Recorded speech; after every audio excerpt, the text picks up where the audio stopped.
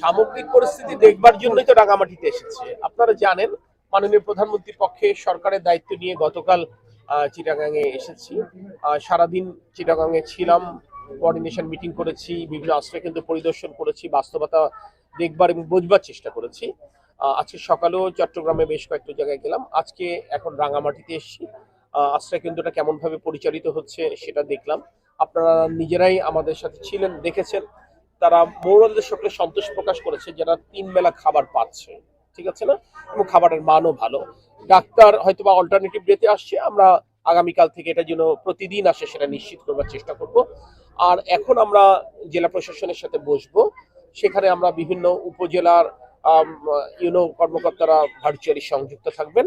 আমরা তাদের কাছ থেকে প্রত্যেকটা উপজেলার বাস্তবতা আমরা বুঝবো, জানবো, এবং আমরা যে সহায়তা অর্থাৎ ত্রাণ সহায়তা করছি সেখানে যদি কোনো জায়গায় আরো কিছু প্রয়োজন থাকে, কোথায় কতটুকু প্রয়োজন, সেটা আগামীকালকের মধ্যেই আমরা সেগুলো বন্দোবস্ত করব।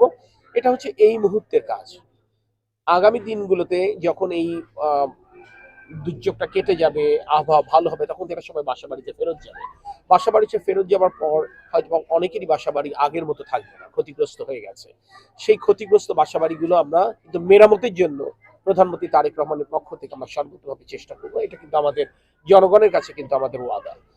শুধু তাই নয়, আপনি দেখবেন যে রাস্তাঘাটও তো অনেক জায়গায় ক্ষতিগ্রস্ত হয়েছে। সে রাস্তাঘাটগুলো কত দ্রুততম সময়ের মধ্যে আমরা মেরামত করতে পারি সেই বিষয়টিগুলো কিন্তু আমাদের বিবেচনা আছে। সবকিছু নিয়ে আসলে আমরা কাজ করছি, এবং এই রকম একটা অবস্থায় যারা ঘর বাড়ি ছেড়ে এসেছে কোনোভাবে যেন তাদের সয় সম্পদ যেটি রেখে এসেছে কোনো কারণে দুষ্কৃতিকারীরা কোনো ধরনের অরাজকতা সৃষ্টি না করতে, সেখানে আইন শৃঙ্খলা বাহিনী যেন সর্বতভাবে তৎপর থাকে সেটাও আমরা নিশ্চিত করার চেষ্টা করি। এটা খুব সুস্পষ্টভাবে এই যে গত সপ্তাহে মহান জাতীয় সংসদে বিষয়টা আলোচিত হয়েছে। ত্রাণ এবং দুর্যোগ ব্যবস্থাপনা মন্ত্রী মাননীয় প্রধানমন্ত্রীর পক্ষে বলেছেন যে এই সচেতনতা আমাদেরকে তৈরি করতে হবে। সচেতনতা তৈরি করবার জন্য গণমাধ্যমের বন্ধুদের একটি বড় ভূমিকা রয়েছে, রাজনৈতিক কর্মীদের একটি বড় ভূমিকা রয়েছে। আমাদের আশেপাশে যে সমস্ত রাজনৈতিক কর্মী আছেন তারা, আপনার গণমাধ্যম, যদি আমরা সবাই মিলে প্রশাসনের সাথে একযোগে যদি সচেতনতা তৈরি করতে পারি তাহলে তারা বুঝবে। আপনারা দেখেছেন আমার উপরে একজন ভদ্র মহিলার সাথে কথা হলো, পাহাড়ের পাদদেশে থাকা, স্বামী নেই, উনি বলছেন। কিন্তু আমি ডিসি সাহেব এবং এমপি সাহেবকে বললাম যে আপনারা তাকে বোঝাতে হবে এরকম ঘটনা পুনরাবৃত্তি ঘটতে পারে। আমরা যদি তাকে বুঝিয়ে, আমরা যদি তাকে বিকল্প একটি জায়গায় তার জন্য আবাস করে দিতে পারি, সেটাই হবে আসলে স্থায়ী একটি সমাধান। সো আমরা এটা বোঝাবো, এবং যারা বুঝবেন, যাদের এই বাস্তবতা নেই, বাস্তুহারা, সরকারের তরফ থেকে বিকল্প জায়গায় জমিতে ঘর করে দেওয়ার দায়িত্ব প্রধানমন্ত্রী তারেক রহমান নিতে চান এবং নিবেন, এই কথা মহান জাতীয় সংসদে আলোচনা হয়েছে। ধন্যবাদ।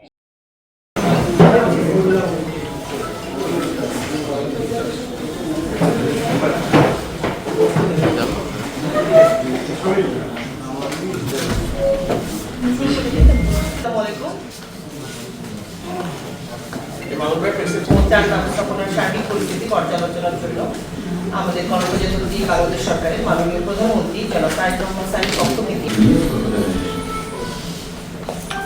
এখন পর্যন্ত আমাদের রাঙামাটি পার্বত্য জেলায় উপস্থিত আছেন স্যার রাজনৈতিক ব্যক্তিবর্গ, সাংবাদিক ব্যক্তিবর্গ, ভলান্টিয়ার আছেন স্যার, আমাদের ছোট কার্যক্রম সম্পাদক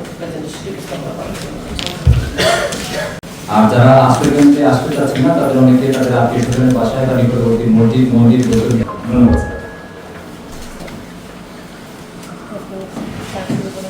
তাকে আমরা সকাল থেকে নেটওয়ার্কে এখনো পাইনি, সে ত্রাণ নিয়ে এখন সেখানে ত্রাণ কার্য পরিচালনা করছে স্যার। ঝুঁকিপূর্ণ এলাকাগুলোতে মাইকিং করা হচ্ছে সার্বক্ষণিকভাবে। সকল দপ্তর, রাজনৈতিক নেতৃবৃন্দ তাদেরকে সেনাবাহিনীর সহায়তায় সরিয়ে নেওয়া হয়েছে এবং আপাতত সাজেককে বন্ধ ঘোষণা করা হয়েছে স্যার। এছাড়া আমাদের এদিকে পানি লেভেল ছিল 97.8, এটি 108 ফিট হচ্ছে হাইস্ট লেভেল স্যার আমাদের কাছে। বিশুদ্ধ পানি, স্যানিটেশন সামগ্রী, সাবান সহ শিশুদের জন্য শুকনো খাবার, বিস্কুট, কলা, ডিম ইত্যাদি সেবা দিয়ে যাচ্ছে স্যার। পানিপথী এলাকায় পানি বিশুদ্ধকরণ ট্যাবলেট বিতরণ করা হয়েছে স্যার, হচ্ছে এবং এটি আরো বাড়ছে প্রতিনিয়ত।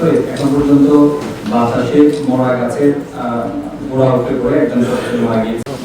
সীমান্ত সড়কে এখন মোটরসাইকেল চলাচলের মতো অবশিষ্ট আছে স্যার।